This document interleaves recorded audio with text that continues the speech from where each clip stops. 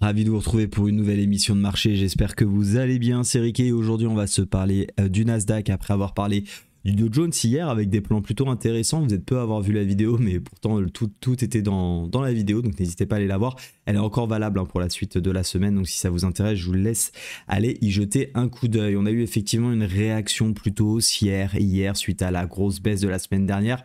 J'en ai parlé à maintes et maintes reprises, on en a beaucoup parlé avec les membres que j'accompagne dans le groupe Capital 100K de pourquoi cette baisse est peut-être un excès de marché. Y a-t-il des raisons fondamentales derrière de voir les marchés si brutalement corrigés? Encore une fois, seul le marché a raison, mais on peut vraiment se poser la question de est-ce que c'est tant justifié que ça? Et si finalement quelques bonnes nouvelles pourraient pas tout de suite faire rebondir les marchés? C'est en tout cas le scénario auquel on pense, auquel on suit. Et donc forcément, eh bien, on est attentif sur les gros niveaux comme c'est le cas actuellement sur le Nasdaq, dont je vais vous parler dans un instant. Je fais une petite parenthèse, vous avez sous le bandeau qui défile actuellement un nouveau code promo pour Darwinex, deux choses sur Darwinex 0. Le premier, donc c'est le nouveau code promo, c'est plus Ricky 20 PC, je ne sais plus trop quoi, c'est Ricky_20 qui vous permet de profiter de moins 20% sur le premier mois. Et je vous rappelle que quand vous passez par mon lien, vous êtes également inscrit à ce qu'on appelle le leaderboard, mon leaderboard, donc vous êtes rattaché à ma communauté, ce qui vous permet bien tout simplement chaque mois de pouvoir profiter d'un petit cadeau que je fais gagner. Parfois c'est directement du cash, parfois c'est des coachings. Et effectivement, dernièrement je récompensais un seul trader, le meilleur trader, et certains d'entre vous m'ont dit à chaque fois je finis deuxième, troisième, quatrième, bref je suis pas loin. Et j'ai bien compris qu'il y avait une certaine frustration en vous, donc j'ai décidé de changer. Et donc cette fois-ci, pour le mois en tout cas de septembre, ça sera 3 coachings à se partager, donc un coaching pour chacun pour les 3 meilleurs traders de la communauté. Tous les résultats sont partagés sur le Telegram à chaque fin de mois, donc n'hésitez pas à nous rejoindre. Voilà, vous savez tout concernant ce point. Donc concernant cette fois-ci le Nasdaq, on est comme vous le voyez sur un canal baissier qui avait permis une petite correction et puis qu'on avait franchement cassé, mais qui avait été stoppé, en tout cas qu'on a bien tenu sur la journée d'hier. Et je pense que toute l'indécision va se faire dans ces niveaux. Vous le voyez, c'est entre le 0,5 et le 0,618 de la dernière impulsion haussière. On vient un petit peu bloquer là-dedans, et on vient surtout bloquer là-dedans. Pourquoi? Parce qu'on a un gros niveau de polarité. Ce niveau des 18 500, pour faire simple, c'est un niveau qui a beaucoup été travaillé sur cette année 2024, en tout cas qui a servi plusieurs fois de résistance ou de support, et il faut systématiquement des catalyseurs pour s'en échapper. Alors là on est revenu dessus suite aux craintes en tout cas du marché concernant la récession, un marché de l'emploi qui s'est légèrement tendu, mais je trouve qu'il y a une, en tout cas c'est mon avis, encore une fois seul le marché a raison, mais je trouve qu'il y a une surréaction autour des chiffres de l'emploi. Les chiffres ne sont pas si catastrophiques que ça. Oui, ils étaient un peu moins bons qu'attendu, d'où la correction, mais malgré tout on reste sur des niveaux qui sont relativement corrects quand on regarde en moyenne ce qui est publié régulièrement. Pour ma part, à quoi je m'attends? Je m'attends sur des plus petites unités de temps à pas grand chose d'ici mercredi. Pourquoi? Parce que mercredi c'est les chiffres de l'inflation et je pense qu'on va en savoir un petit peu plus.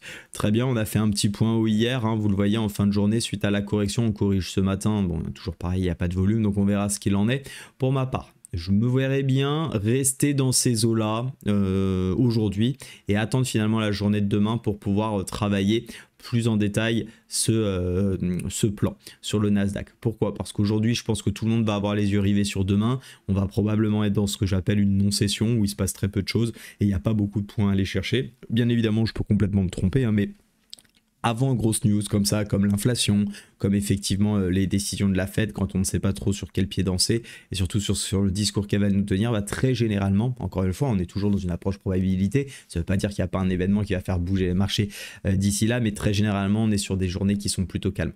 En revanche, à partir de demain, ça peut bouger, et voici mon plan. Mon plan, c'est tout simplement, si on repasse au-dessus des 0,5, comme on l'a tenté hier, mais on voit qu'on n'a pas réussi à franchir, on est venu se rebloquer dans une sorte de pullback de ce canal baissier, c'est tout simplement si on casse ce niveau là, vraiment casser, et bien essayer d'aller chercher les 0,5 cette fois-ci, de quoi? Et bien de toute l'impulsion baissière qu'on a eu ici, en tout cas un petit niveau de polarité qui a été travaillé dernièrement, on pourrait même l'étendre et on voit effectivement que ça avait servi de résistance déjà au moment du mois de juin, bien travaillé en support ici sur la fin de juillet, retesté ici en résistance août, puis support, retester lors du pullback, et donc ça en fait un niveau idéal de prise de profit pour du petit trading à l'achat avant de voir si on peut continuer plus haut. Ça serait plutôt dans un contexte où effectivement les chiffres de l'inflation seraient appréciés par les marchés qui réduirait le risque effectivement, ou plutôt qui pourrait plutôt permettre d'accélérer finalement le processus de baisse des taux, avec peut-être une baisse des taux successive, plusieurs baisses des taux, voire même peut-être de plus de 0,25 points de base. On a des estimations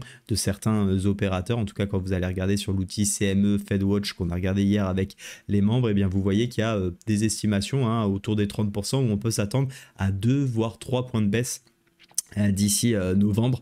Donc c'est pas ce mois-ci, c'est déjà en tout cas la prochaine décision, parce qu'il n'y a pas de décision de la Fed au mois d'octobre, ça sera directement je crois autour du 7 novembre, et c'est ce qu'on avait vu, c'est que finalement on s'attend peut-être déjà à 3, quand je dis 3 baisses de taux, c'est en termes de points, donc vous avez compris, 3 baisses de taux d'ici novembre. Donc pour ça il va falloir des éléments aussi pour aider la Fed à le faire. Ça peut être effectivement une contraction de l'économie, en tout cas moins de dynamique économique, mais pour ça de l'inflation qui baisse, puisque je vous rappelle que la Fed a pour objectif de ramener malgré tout l'inflation à 2%, et si on a, c'est là où ça peut se compliquer, une économie américaine qui commence à se contracter, là ça sera un petit peu plus difficile de voir.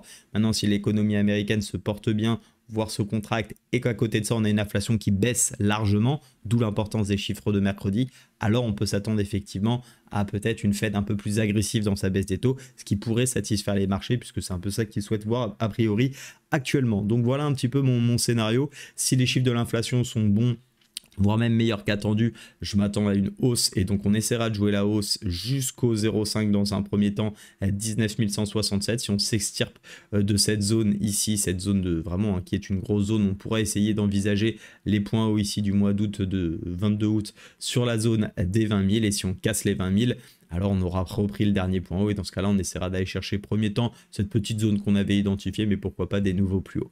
On n'y est pas, d'abord on va se focaliser là-dessus. Maintenant si l'inflation déçoit, si l'inflation, en tout cas les marchés n'apprécient pas, pour ma part je vous rappelle qu'on est actuellement sur une très jolie zone, cette zone verte, sur la zone des 18 500, et dans ce cadre-là, si on n'arrive pas à tenir cette zone et qu'on vient casser les points bas de cette accélération, cette bougie, vous voyez qu'il y avait déjà cassé hier, est-ce que c'est un pullback, une petite correction, une petite respiration avant la news?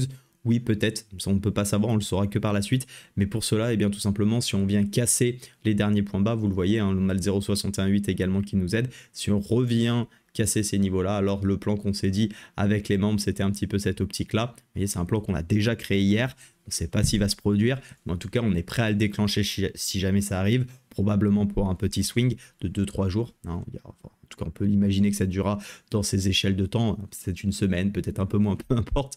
Vous avez compris l'idée. L'objectif, c'est plutôt de prendre le trade plutôt que de savoir combien de temps il va durer. Et effectivement, aller chercher les 100% de retracement, puisque si on casse ce niveau-là, il y a, en tout cas dans ma vision des choses, il y a des fortes chances qu'on aille rechercher les plus bas d'août, voire même un petit peu plus bas, même les plus bas ici d'avril. Voilà un petit peu mon plan. Donc on va attendre bien évidemment pour moi la news. Je pense rester assez passif aujourd'hui. On est sur une zone intéressante, mais il n'y a pas vraiment de catalyseur qui nous attend aujourd'hui. On est plutôt dans l'expectative. La news de l'inflation sera très importante. Donc je préfère rester focalisé là-dessus, attendre, avoir une direction qui est claire. Si ça monte, on a les différents objectifs au-dessus de la tête qu'on pourrait essayer de travailler demain, jeudi et vendredi. Et à l'inverse, si les chiffres sont pas bons, en tout cas le marché n'apprécie pas la news et qu'on casse les points bas de la semaine précédente, eh bien je m'attends plutôt à chercher des configurations de vente comme vous l'avez à l'écran. Voilà, n'oubliez pas de bien utiliser le bon code pour DarwinX0 pour ceux qui souhaiteraient lancer leur carrière de trader. Et puis moi, je n'ai plus qu'à vous souhaiter une excellente journée et à rester prudent sur les marchés. Merci pour vos likes, c'est toujours très apprécié. Belle journée, restez prudent, à très vite, ciao.